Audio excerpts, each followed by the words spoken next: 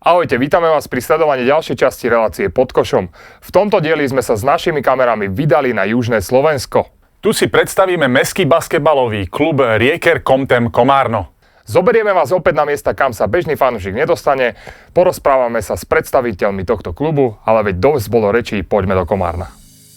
MBK Komárno v rámci slovenskej basketbalovej komunity veľmi predstavovať netreba. Jeho história siaha až do roku 1939. Kedy profesor telesnej výchovy Andor Čukáš zoskupil okolo seba prvých záujemcov o basketbal.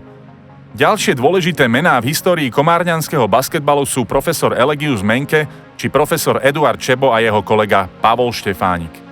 Po skromných začiatkoch prvýkrát zažil basketbal v tomto meste veľký rozmach v roku 1962, kedy mal tento šport veľmi priaznivé podmienky.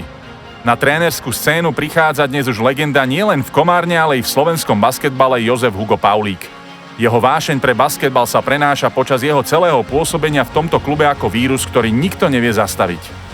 Hugo vychoval celú plejádu skvelých hráčov, ktorí dopomohli dostať toto mesto na basketbalové výslnie. V roku 1971 založil Jozef Pavlík mužskú kategóriu a postupne sa dostáva cez krajskú súťaž a druhú slovenskú národnú ligu jeho tím do najvyššej súťaže. Komárňanský klub zmenil počas histórie svoj názov mnohokrát. Meno, ktoré rezonuje medzi fanúšikmi najdlhšie, je MBK Rieker Komárno. Jeho úspechy sa nedajú spočítať na jednej ruke, no najradšej si Hugo spomína na tieto. Tých úspechov bolo dosť, ale keď tak narýchlo, tak ja si myslím, že ten prvý titul juniorský, čo sme získali v 67. Bola tá juniorská súťaž vtedy na veľmi vysokej úrovni. Keď len spomeniem to, že Hraška, Novotný, Zásvit, alebo Záslov, alebo tedy ešte bol Slován, bol tam Hagara, bol tam Justin Sedlák, Laverman. To znamená, že to boli veľmi kvalitní hráči, čo aj dokázali potom ako udospelí a my sme ich predbehli, v podstate porazili sme ich a pre nás to bol obrovský veľký úspech. No a druhý úspech asi to, keď Komárno postúpilo do Extraligy. A ten tretí, či chcem alebo nechcem, musím povedať, že ten titul, to je logické, lebo v tejto fáze na Slovensku tá Slovenská liga je dosť vyrovnaná, tie cerky sú dosť silné, tu nie je jeden celok, ale 3-4 cerky vždy bojujú o čelo a ja si myslím, že vyhrať titul, to hoci kedy nie, že sa podarí a ten titul považujem tiež za jeden z najväčších úspechov. Počas jeho pôsobenia sa Komárnu darilo hlavne v ostatných rokoch. Od sezóny 2011-12 sa objavili vo finále Slovenskej basketbalovej ligy až 5 krát. Z toho získali cenný titul v roku 2015. Takisto sa týmu podarilo získať v sezóne 2012-13 víťazstvo v Slovenskom pohári. Napriek skvelým výsledkom sa Komárno dostalo do finančných problémov. Získavanie financií je tu čoraz ťažšie a budúcnosť basketbalu v Komárne je do ďalších sezón neistá, hovorí generálny manažér mužstva. 2-3 roky bojujeme financiami. Z rôznych dôvodov tu nejakí prichádzajú sponzori, nejaké reklamní partneri. To, čo je stabilné, to je Comterm, jednoznačne Rieker a ostatní sa striedajú. Striedajú sa z rôznych dôvodov, niekomu sa menej darí, niekomu sa viac darí, ale taká je pravda, že nevidím to ružovo, lebo tie financie vždy je menej a menej. A my sme ako, čo sa týka rozpočtu, my sme niekde na chvoste toho celého. A napriek tomu tie výsledky sú, ja si myslím, vynikajúce. Nevidím to ružovo, ba naopak, dosť som skeptický. Ako v iných kluboch, tak i v Komárne sa slovenskí hráči vhodne doplňujú kvalitnými posilami zo zahraničia. Vytvoriť správny mix je asi najväčšia výzva pre každého trénera či funkcionára. Predsa len, týmy v našej basketbalovej lige nedisponujú rozpočtom, ktorý by im povolil nakupovať zvučné mená. A Komárno nie je žiadna výnimka. No v tomto si vedenie klubu dokázalo za posledné roky poradiť výborne. Tak ja som mal možno, že to šťastie, že komunikujem s viacerými agentmi, bývalými hráčmi a aj tí mi pomáhajú, konkrétne s Američanmi. Julo Bečko bol roky v Amerike, Julo u mňa hral basketbal. Aj teraz, keď potrebujem nejaké informácie, momentálne volám jemu, my sme v kontakte, dá informácie z prvej ruky, on tam má veľmi dobré konexie a vieme v podstate dostať také informácie, ktoré sú pre nás veľmi dôležité. Aj agenti, ktorými pracujeme, tak vychádzajú ústrety. Čiže tam je hráč, keď sem prichádza, tak prichádza na základe toho, že viac informácií vieme o ňom a potom, keď je tu už tréner, tak konzultujeme, že kto z týchto hráčov, a keď ešte nie je, tak niekedy je to lotéria, človek vyberie jedného z tých dvoch, troch ponúka. Väčšinou zatiaľ sa to ako podarilo, dá sa povedať. Zápasy sa nevyhrávajú iba s dobrými hráčmi. Neoddeliteľnou súčasťou tímu je i tréner. V Komárne nemali za posledných pár rokov veľa šťastia pri výbere správneho kormidelníka a po nevydarenom začiatku sezóny sa obrátili na starú známu tvár v podobe Miliana Čuroviča. Komárno pod jeho taktovkou dokázalo vyhrať majstrovský titul a zapísať sa tak do historických tabuliek našej najvyššej súťaže. Jeho mužstvu sa v tejto sezóne výsledkovo až tak nedarí a napriek tomu, že prišiel až v polovici sezóny, je Milian optimistický.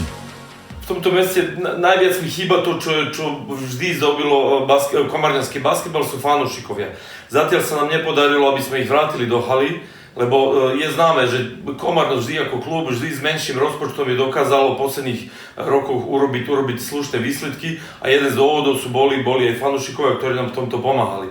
Takže to bola jedna z vecí, ktoré ma lákalo, lebo viem, ako je ťažko tu hrať v Komárne a určite známe prostredie, jednoducho rivalita v slovenskej líge a po prvýkrát v mojej kariére som prišiel do takej situácie, kde som prebral družstvo, ktoré som ja neselektoval, družstvo, ktoré bolo v inej situácii, ako by som si ja to predstavoval. Takže bola to taká ďalšia pre mňa basketbalová výzva a stále pracujeme na tomto, aby sa to zlepšilo. Jeden z hlavných dôvodov, prečo je Komárno miesto, kde sa vyhráva zriedka kedy, sú jeho verní fanúšikovia. Tí nedajú žiadnemu súperovi nič zadarmo. Sú nekompromisní i voči svojim zverencom a nehambia sa vyjadriť i svoj negatívny pohľad či názor. Tým robia basketbal v tomto meste zaujímavým a hlavne kvôli nim je tu atmosféra, pred ktorou by chcel hrať nejeden basketbalista. Vedenie klubu i trénerský tím si je vedomý dôležitosti ich podpory a robia všetko preto, aby ich výsledky uspokojili každého z nich. Stále trváme na tom, aby sme naplnili halu do play-off, aby nám oni pomáhali. Tento klub vždy vieme, že nerobí s takýmto rozpočtami ako niektorí kluby, ale za posledné roky vieme, aké sú tu výsledky. Takže ten tlak, ktorý v tomto klube existuje, určite je pre mňa výzvou. Takže vždy je rozdiel, keď pracuješ v klube, kde není vôbec nejaký tlak, že len sa hrá pre divákov, len sa hrá len tak, ale tu sa vždy hrá o umiestnenie, tu sa vždy hrá o výsledky. Takže preto sme sa bavili aj to, aj bavíme sa tu stále, že Slovenská liga potrebuje nejaké zmeny, ktoré by určite sa zišle a zlepšili kvalitu. Mať zahraničného trénera na lavičke sa v slovenskom basketbale stala norma. Komárno vie o tom svoje, no so zahraničným trénerom prichádza i jeho mentalita, ktorá sa nemusí vždy zhodnúť s tou našou. Tréneri preto musia byť i dobrí psychológovia pri presadzovaní svojich názorov, aby výsledky mužstva zodpovedali požiadavkám vedenia klubu. Vyhrávať zápasy je to, čo predĺžuje pôsobenie hlavného trénera za kormidlom, vraví Milian. Je to veľmi ťažké, ja sa pamätám, akože moja výhoda bola, že som už predtým hral na Slovensku basketbal, takže keď som prichádzal, už som tu mal aj známych, aj kamarátov, ale jednoducho buď urob niečo, správne aké výsledky, alebo ideš domov. Takže je to také jednoducho pre profesionálov, je to tak aj pre hráčov, takže musíš získať hráčov, musíš získať fanúšikov, musíš získať rešpekt a dokonca výsledky sú tí, ktorí trénerovi predĺžujú prácu, ktorí trénerovi dávajú tú nejakú kvalitu alebo kredit na ďalšie pôsobenie v klubu. V každom slovenskom klube sú dôležitým článkom domáci hráči. I keď sa v MBK vymenilo túto sezónu už veľa cudzincov, našinci si našli stabilné miesto v zostave a ich tvrdá práca posúva tento klub smerom dopredu. Podľa hlavného trénera sa s nimi pracuje výborne. So slovenskými hráčmi sa fakt výborne pracuje. Moje skúsenosti v všetkých kluboch, kde som bol zatiaľ, takže ani jeden problém s týmto chlapcami, ich pracovné tie zvyky a všetko, disciplína úplne na vysokej úrovni. Určite, že by sa dalo lepšie, že niektorí by mohli viac trénovať, niektorí by sa viac mohli venovať basketbalu, takže to je to, čo ma trošku také štve, ale jednoducho slovenskí hráči majú svoju kvalitu a majú svoj potenciál. Nech je budúcnosť komárňanského basketbalu akákoľvek, vždy si budeme pamätať ich tvrdú prácu a zápal pre tento šport. Držíme im palce do budúcnosti a dúfame, že nás budú baviť skvelým basketbalom a atmosférou i naďalej. Dúfame, že sa vám naša reportáž z Komárna páčila. Ako už býva zvykom, tak aj dnes máme pre vás súťažnú otázku, ktorá znie: v ktorej sezóne sa splnil sen komárňanskému basketbalu a postúpil medzi slovenskú elitu? Správne odpovede nám píšte pod toto video do komentu a jedného z vás vyžrebujeme, ktorý získa túto šiltovku od nášho partnera The Streets. Nezabudnite nám dať like, share, odber a zvonček a vidíme sa na budúce. Ahojte!